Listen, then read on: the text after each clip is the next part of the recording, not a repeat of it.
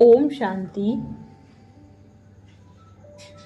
सुख और विलासिता के सभी भौतिक साधन होने पर भी आज का मानव अत्यधिक दुखी और अशांत है।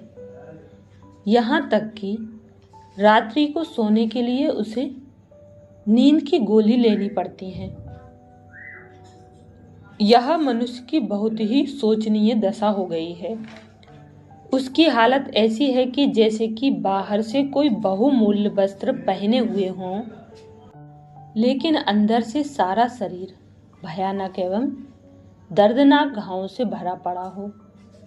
आज मनुष्य शरीर और शरीर के पदार्थों के सौंदर्य में इठलाता फिर रहा है, लेकिन उसकी आत्मा विकारों की अग्नि में झुलस रही है।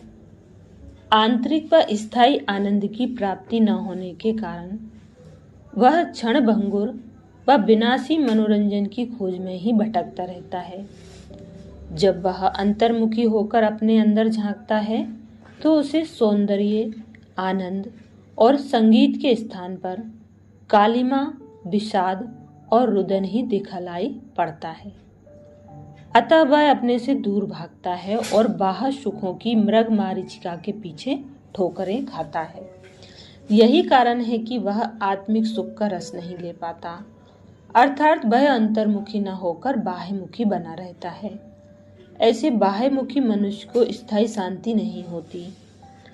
अंतर्मुखता का भावार्थ यह है कि मनुष्य अपनी आंखों से केवल वही दृश्य देखे, कानों से वही बातें सुने और मुख से वही वचन बोले जिससे देह के अंदर में स्थित आत्मा की उन्नति हो।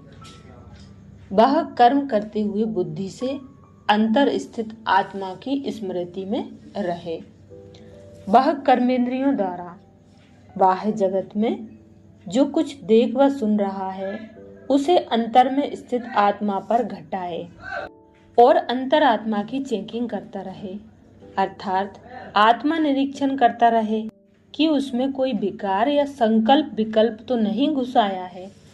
मनोवैज्ञानिक भी मानते हैं कि मन की अधिकांश शक्ति सुषुप्तावस्था में होती है। आत्मचिंतन के द्वारा ही उस शक्ति को जागरण हो सकता है। ऐसे जागरूक व्यक्ति के सारे अंतर्द्वंद समाप्त हो जाते हैं।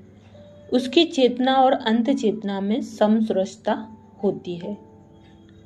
उसका मानस संगीत में होगा तथा मनोरंजन के लिए उसे बाह्य साधनों की तरफ नहीं भागना पड़ेगा, वरन उसके अंदर ही आनंद का स्रोत फूट पड़ेगा और उसे मिलेगा अतीन्द्रिय आनंद, अर्थात वह आनंद जिसकी प्राप्ति बाह्य इंद्रियों के माध्यम से नहीं वरन सीधे आनंद के सागर परमात्मा से होगी। इसकी प्राप्ति का एक मात्र साधन अंतर्मुखता, आत्मचिंतन और ईश्वरीय चिंतन है। अतः स्पष्ट है कि मनुष्य अपनी आंखों से केवल वही दृश्य देखे, कानों से वही बातें सुने और मुख से वही वचन बोले जिससे देह के अंदर में स्थित आत्मा की उन्नति हो। वह कर्म करते हुए बुद्धि से अंतर स्थित आत्मा की स्मृति में रहे। वह कर्मेंद्रियों का बाहर जगत में जो कुछ देख व सुन रहा है उसे अंतर में स्थित आत्मा पर घटाए और अंतरात्मा की चेकिंग करता रहे, अर्थात आत्मनिरीक्षण करता रहे। इससे विकार या संकल्प विकल्प अंदर नहीं आएंगे। अच्छा, ओम शांति।